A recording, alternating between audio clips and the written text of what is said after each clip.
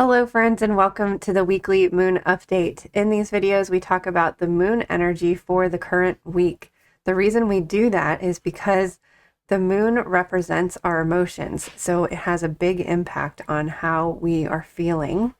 And since I am someone who feels all the feelings, it is important for me to follow the moon because the moon changes signs every 2.5 days. So if I'm stuck in some sort of feeling that makes me uncomfortable or unproductive, it helps me to remember that the moon will change signs in 2.5 days. And at the time that I'm probably already feeling uncomfortable, we're probably already halfway through that time span. So it just helps give me relief to know that in a day and a half or another day or so, the moon will change signs and the energy will shift and I'll start to feel differently. We also talk about a little bit of astrology in these videos, and we have two astrological things happening this week. So I'm really excited, super excited to talk about it because I've been waiting for this day for a long time, what feels like a very long time. Oh, the week of December 8th through the 14th. I forgot to mention that. So let's jump into this week.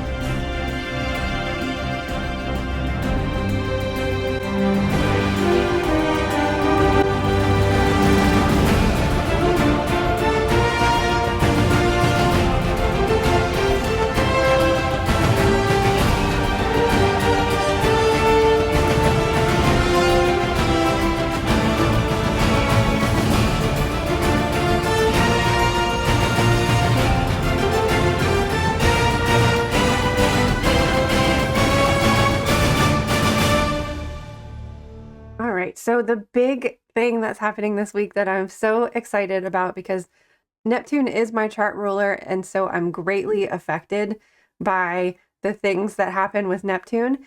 And this is the same for you. If you know your rising sign, discover what planet is associated with that sign, and you might notice that whenever that planet has something going on, you feel it intensely. So this has been a really long Neptune retrograde. It's been retrograde since July. Like all of the retrogrades, including our dreaded Mercury retrogrades, they are there to like help us learn and understand something, especially in the case when a outer planet changes a sign, because earlier this year Neptune moved into Aries, and then it went retrograde in July, dipped back into Pisces, and it actually won't, it's going direct in Pisces as well, so it actually won't move back into Aries until later. So it almost is like these retrogrades kind of help us, like, so we experienced for a brief moment what Neptune and Aries felt like, and then it kind of eased us back into our comfort zone of Neptune and Pisces, because Neptune has been in Pisces for so long. When it went retrograde back into Pisces, and it's currently going direct in Pisces as well, it really is kind of an opportunity to go back into our comfort zone. Like, okay, we tried Neptune and Aries, we got the idea of what that feels like, but we also have to remember, like, what did we learn with Neptune and Pisces? And I really do feel like this particular transition is very significant because Neptune is ruled by Pisces, or Pisces is ruled by Neptune. They go hand in hand and represent each other's energy. This isn't like the opposite signs, like the new and the full moon that I'm always talking about, like the pairings of the opposite signs. These are like the same sign, like the same energies, the same. Neptune and Pisces represent the same archetypes and the same ideas and the same characteristics and the same qualities. So it's at home here. Neptune is literally at home in Pisces, and honestly, shifting into Aries is a very different energy. And just basically speaking, I mean, Aries is fire, Pisces is water. So Neptune is water, a water sign or a water planet in an Aries fire sign. So these are very different energies. So I think it's not only is shifting signs a uncomfortable feeling because it's new and different, it's also just completely different energies. So I mean, it'd be kind of different if Neptune was moving into Scorpio or Neptune was moving into Cancer or something like that. It might be a little bit more flow to it, but the Neptune shift into Pisces felt a little bit abrupt. And we're going to feel that again when it goes, Aries. And we're going to feel that again when Neptune moves back into Aries again. But for now, the first few months of Neptune being direct, it's staying and hanging out in Pisces. So Pisces energy is that watery, dreamy, subconscious energy. It's the unknown. It's the things that we experience, like when we're asleep, when we're dreaming. It's the things that are the bottom of the iceberg, underwater kind of information. And it's also our psychic abilities and gifts. So I really do feel like a Neptune retrograde can help us integrate the wisdom and the guidance that we receive from the universe, from spirit, from God, whatever it is that whatever term you use for all that is source.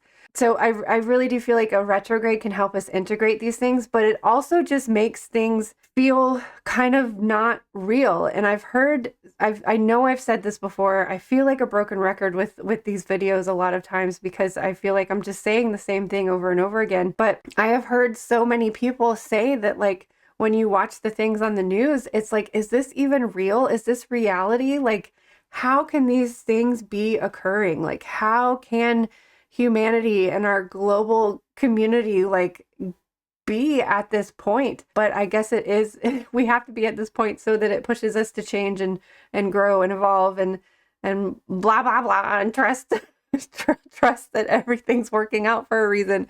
But it has that feeling of like, is this real? Is this reality? What is reality? What is real?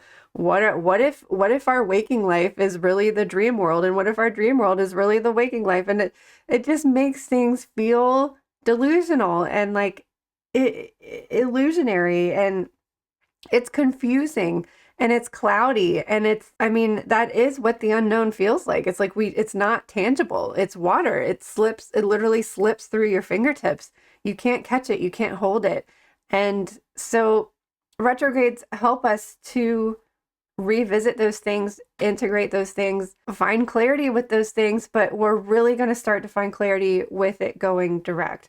So I think that these first few months of Neptune and Pisces, before it moves into Aries again, is going to really help us find clarity from not just this retrograde period from July to December, but from like the entirety of Neptune and Pisces. So what have you learned the last 16 years in regards to your dream time, your subconscious energy, things beyond the veil, things that are unknown, things that are in the subconscious, your psychic gifts and abilities? What have you learned?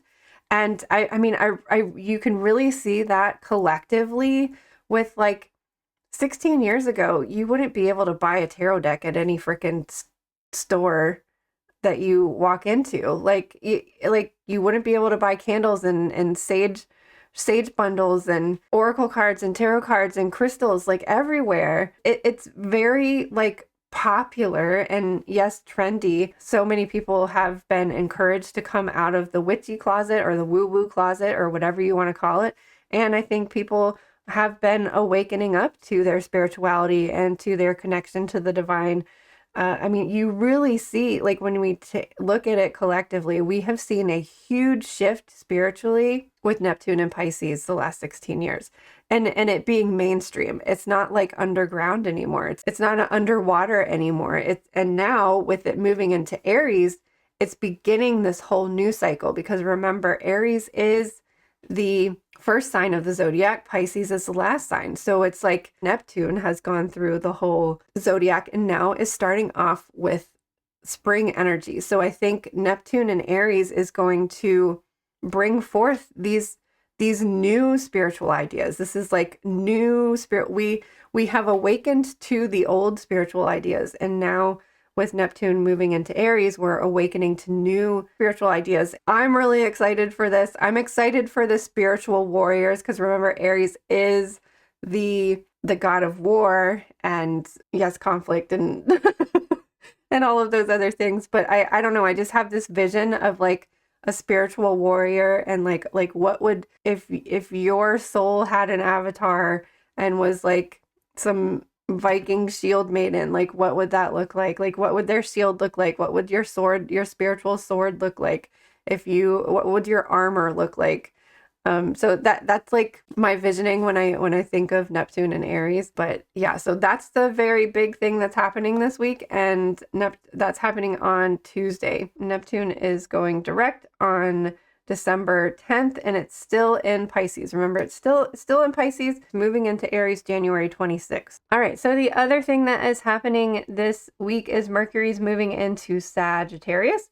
And this already happened earlier in November, but because we also had a Mercury retrograde in November, it dipped back into Scorpio for a little bit, which was really interesting because it was right around the Scorpio new moon. Mercury went back into Scorpio, and now that it went direct at the end of November, it's moving back into Sagittarius again. I know I've talked a lot about Mercury and Sagittarius. I really love Mercury and Sagittarius because Sagittarius is, I always see as like the hero's journey, like on this epic quest to find the ultimate truth and just going on this grand adventure. And so when I see Mercury in Sagittarius, Mercury being the planet of communication, I just see that epic telling. We're telling of that story, of that quest, of that grand adventure, of the hero's journey. So I don't know. I just think when I think of Mercury and Sagittarius, I think of, I don't know, Lord of the Rings is the one that really, or Beowulf. Beowulf, I think of that as that hero's journey, and then and the Hobbit, and like going on this epic quest, and Mercury and Sagittarius being the planet of communication is telling that tale. It's like writing that story down. Actually, one of our cards today talks about writing, so there is some sort of significance about telling your tale. So anyways, that's Mercury and Sagittarius, Neptune going direct and hanging out in Pisces for a little bit while longer. And so this week we have a last quarter week we're approaching the winter solstice. We're approaching the winter season. These waning moons are going to feel so much slower. The dark moons are going to feel so much darker because we're just in that time of year where you're probably feeling sluggish and just needing like you need to take a nap, needing like you need to take a break. And the last quarter is really when you want to allow yourself for those downtimes, for that rest time, for that recuperation time. Once the moon starts to decrease past 50% lit is really when I just allow myself to take a break, to relax, and to unwind, and to not put so much pressure on myself, and to not stay up so late, to not try to push myself to do too many things. And this is a really hard time to do that because there's so many things happening around the holidays that you try to cram everything in, and you try to do all the things and make all the yummy foods and get the perfect gift and running around doing all of these things. But this really is a time of year of like slowing down, allowing yourself to rest and relax. And after the last quarter moon is when we really want to allow it. So because the last quarter is here on Thursday, December 11th, that means the end of the week is the waning crescent, and the beginning of the week is the waning gibbous. So when we have the gibbous moon, we just had the full moon last Thursday. So we still have a lot of light and we still have a lot of energy. But again, even a full moon in the winter is a lot slower. I mean, I had to take a nap on Thursday because I was just like so drained. And it's in a very different way than the new moon feels, even though of course I am going to encourage you to rest and relax on the new moon.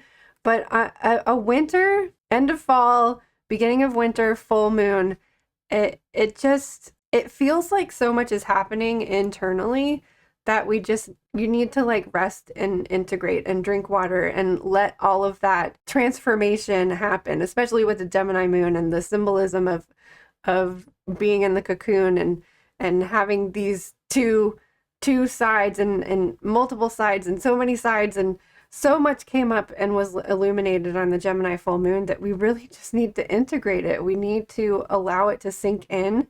And like I said, with the Neptune going direct, that like so much is happening right now on a subconscious level, and we need to just let it sink in, soak it all up. Okay, this is going to be a very long video.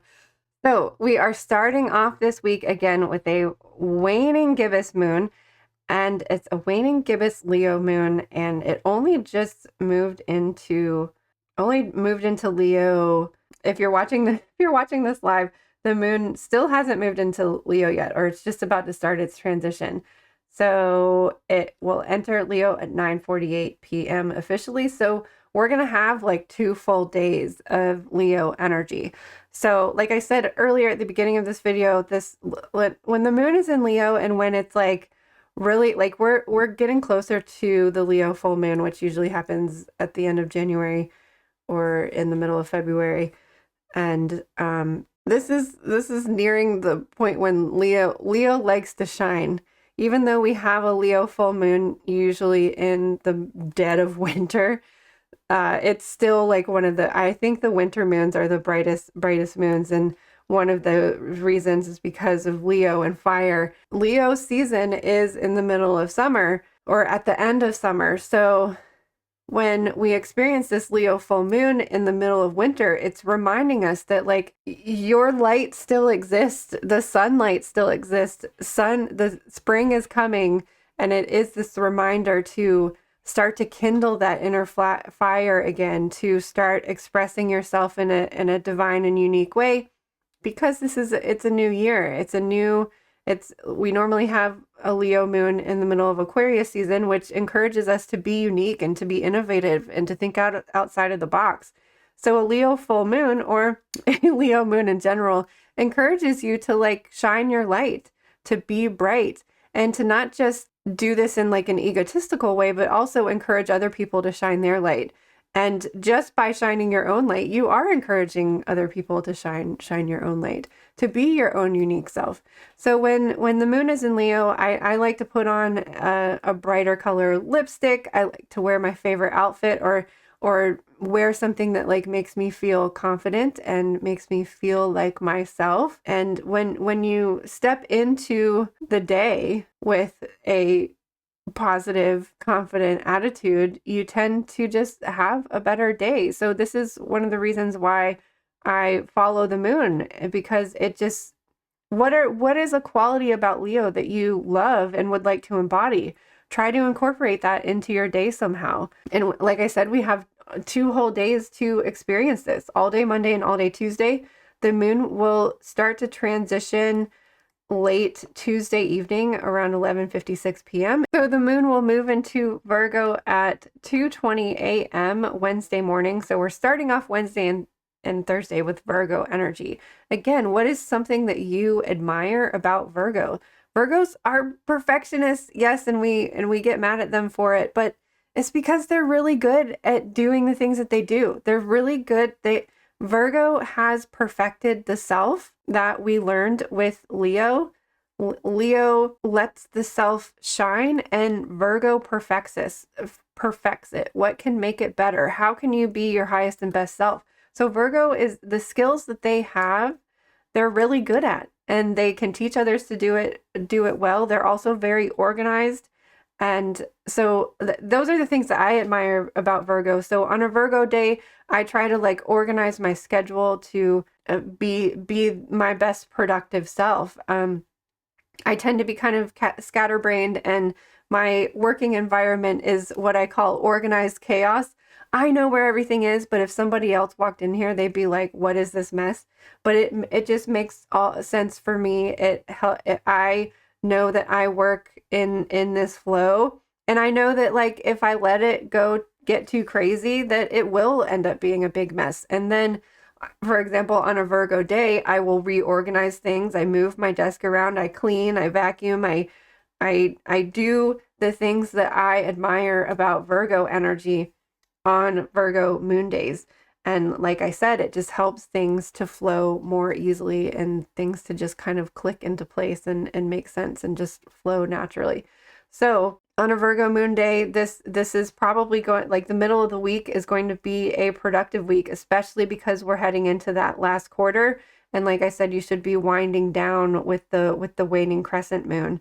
So with this last bit of waning gibbous and last quarter energy and Virgo energy, it helps us to organize our day, be productive, and have a structured schedule. Again, we also have Neptune going direct. I do find that we kind of feel that shift, like when a planet goes direct. So be as productive as you can with Neptune and Pisces, I guess. Then, so we'll be in Virgo all day Wednesday, all day Thursday. Then the moon will transition into Libra on Friday, officially being in Libra at 11:04 a.m. So after we've put a spotlight on the self, we've perfected the self, Libra helps us to like recalibrate. Okay, so we've perfected this thing, but what needs a little bit more attention? What needs a little bit more fine tuning? What do we want to let go of? What do we want to release? And it just helps us recalibrate. Libra can see the big picture, whereas Virgo is kind of focused and isolated on things. So it helps us expand our vision and say, okay, we did all of those things earlier this week, but what needs to be readjusted? What needs to be recalibrated? What needs attention? This is my analogy for Libra, and I know I feel like a broken record. I've said this a million times before. If you have a party at your house and like you invite all of your friends, but like all of your friends are from like different times in your life or different environments. Like you have your work friends, you have your family friends, you got your family, and then you have like, you know, like your high school or college friends or something. And it's like all of these different walks of life. And yes, you get along with all of them. They're all of your friends and your family, but they don't know all each other. So if you threw a Libra into that mix, they would be able to find the common ground amongst all of those people, other than obviously the common ground is knowing you and being friends with you. But Libra can just help find the common ground amongst all of the things. It's why it's the scales of justice. Like it's finding the truth amongst a conflict. There's always two sides to a conflict. There's always two sides to everything. And Libra just kind of helps find that middle ground. A Libra day is, and so closing out your Friday, just kind of like tying up the loose ends. What needs attention? What needs to get done before the moon gets kind of too dark to like have the energy to do anything about it. And we'll be in Libra energy pretty much for the rest of the week. The moon will move into Scorpio later Sunday evening, but that is next week's problem. Next week's problem is we're starting off Monday with frickin' Scorpio moon. We have that's been happening a lot lately, and I don't like it. I've been dealing a lot better with Scorpio energy though, so I'm proud of past Allison for that. So the energy of this week, I don't know, the energy in general has just kind of been like, you really feel that release and that letting go. Like all those stupid little naggy things that bother you, just like, it's just not worth the energy. We have lower energy this time of year in the fall and winter anyway. So like, if something is bothering you, it's not worth your energy. Being irritated and uncomfortable, like, that causes energy too. If it's like wasting your energy, just like let it go. Focus on the things that are important. Focus on things that are in the spotlight with the Leo energy. Get the things done that you need. Be practical. Get the things done that you need to get done, and forget about the rest with the Virgo energy. And then Libra will pick up the slack and the loose ends. But like really, it's just like I don't have time to be irritated. I don't have time to be like. I don't have time for it. Who has time for it? The time is moving by too quickly. Like we're already, like we just had the full moon and we're already almost at the new moon again. Like the time is just going too fast. The months are going too fast. It's almost 2026. Like this is a time to rest, relax, reflect, start thinking about next year, but not acting on anything yet. Just start thinking about it. Start daydreaming about it. Neptune being direct allows us to daydream again, but with more clarity. Like things will be getting more clear with Neptune direct. So if you've been daydreaming and trying to figure out like what you want to do next year, where your life's going, what your next step is, Neptune going direct is going to help erase that cloudiness and that confusion and help to make things more clear again. So I'm really looking forward to that. I hope that you guys are too. Let's dive into our oracle cards because this video is way too long already. Today's card is coming from the Oracle of the Hidden Worlds by Lucy Cavendish. I freaking love this deck so much. I picked it for the Neptune going direct. And we have, this is one of my favorite cards too, not only because it is number 22, which is my birthday. The Hermit is one of my favorite cards in the tarot deck, which we've had a Hermit year this year. But this reminds me of the Hermit. And I don't know, I'm just a sucker for an old wizard man, I guess. The keyword for this card is insight, magical tools, writing, and star crafting. From which mystery does insight arise? From what place do the words flow? And how can we connect so deeply that we write of the stars and their secrets? Perhaps we would do well to be like the wizard between the worlds, who draws down the energies of all that is above and somehow weaves it into this world below, combining all that is celestial with all that is terrestrial. In those moments, when we connect truly and deeply, we can literally become the link between the worlds, and through us can flow a pure and clear energy, a wise energy which can guide and comfort and enlighten, a compassionate energy that can see beyond difference and find communion with those with whom we share this remarkable world. It is time to connect deeply and find the quiet in between times so that you too can take up the pen and write. Sit quietly and connect and feel the flow of energy that is the proof of your belonging, not only to this world, but to the worlds that lie beyond the sight of your eyes. You are one who can share the knowledge. You can write of the stars. You can understand the power of the pen, of the words that flow, and of the magical tools that you can gather about you. This is a time to grow stronger in your magical work, to learn how to use the scrying ball to work by the soft enhancement that is candlelight, to turn your gaze towards the stars and to draw down the wonder to reveal what others cannot see in your works. Be the wizard who creates the bridges between the worlds. Alchemize the seen and the unseen, and let the wisdom pour through the pen and into the words that will flow out of you. I am an instrument of the divine, which pours through me and into the world. I really do feel like, I don't know if I've said it in this video or if I've just been saying it recently. I did say it in this video about like the need to be sharing our experiences, sharing the wisdom and the downloads and the spirituality messages that are coming through for us. I know we all have them, and I know everybody has them, not just people in this spiritual woo-woo community. I do think that like regular old muggles or whatever you want to call them, non-magical people, still have these profound moments. They're like aha moments or like deja vu experiences or like a dream that stays with you for too long, or a very vivid dream that just sticks with you and you can't shake it. It's like we all receive messages from the divine, from spirit, from God, from source, whatever you want to call it. And I think we're supposed to be sharing it. I think we're supposed to be talking about it. I don't think we're just supposed to write about it in our journal, even though this is literally talking about writing. Automatic writing is one of the only ways that I can channel. The words just like come out of my pen and I don't even know where they came from or who said them. But they're not my words. There's definitely somebody else's word. They're definitely like spirit or divine words or spirit guides or something speaking through me. And I don't know. I think that we should start sharing it. I think this year I've been writing love letters to the moon.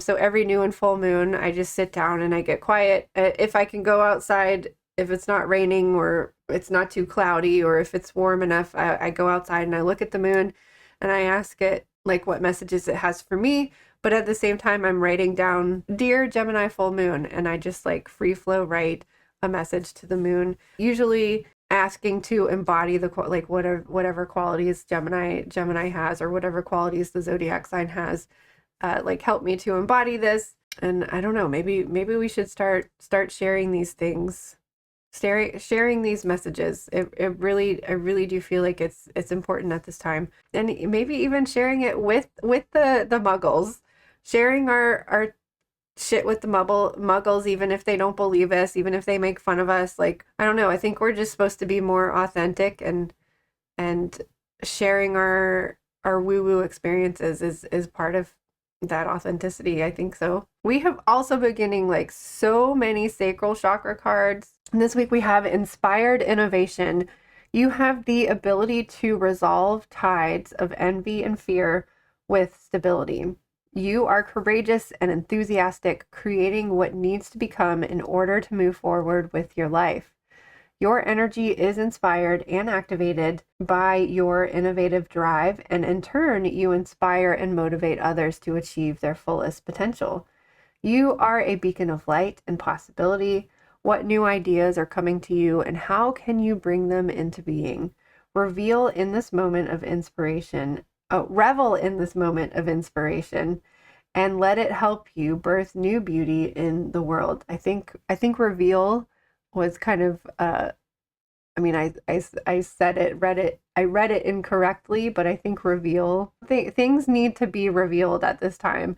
So I think that was unintentional intention, spirit speaking or something. So again, we've been getting a lot of sacral chakra card. Mercury and Sagittarius, telling your epic tale, writing your hero's journey, and we're literally being told by our cards to be creative and to write. Last but not least, our crystal for this week is fluorite, a crystal of soul path wisdom. It reveals your life purpose and helps with soul pathing, the process of creating a path for your future that's in alignment with your spiritual gifts and calling. This stone helps manifest jobs, brings optimism about the future, and shows you where to go, how to proceed, and where to seek guidance. The affirmation for this crystal is, I attract new opportunities. I understand my soul's purpose. Rainbow fluorite is such an inspiring stone, and it seems like the energy of this week is going to help us feel inspired, to help us feel motivated, to feel and be creative, to again be inspired to like tell your tale, share your journey. What was your hero's journey? Think about how far you've come and all the adventures you've gone on and all the lessons that you've learned, and how you ended up here, how all of the things and trials and tribulations that you had to go through to get to where you are right now. Even if that's, you could think about your entire life, or you can just think about this year. Like, we have gone through so much this year. And again, this is the time to reflect and to think about this year and how far you've come, and what was the journey of your 2025, because we've got the Witching Hours yearly prediction show coming up in the first week of January, and I've been thinking a lot about 2026, and it's going to be a Wheel of Fortune year. And so, this is just the time to be reflecting and thinking about those things. What was your journey this year, and where do you want to go next year? Write about it, talk about it, share about it. If you've got some woo-woo things to share with us, or if you've got a synchronicity that you want to share, if you want to share anything, please in the comments, share, and share and comment. Tell us your story. Join our community in Discord and share it there if you'd rather have a more private platform. Thank you so much for watching. I hope that you have a wonderful week. I hope that all of your dreams come true with this Neptune going direct. And I hope that you're feeling inspired and motivated to be a spiritual warrior along with me here in Wonderland. Thank you so much again for being here. I can't wait to see you on the other side of the looking glass again sometime soon.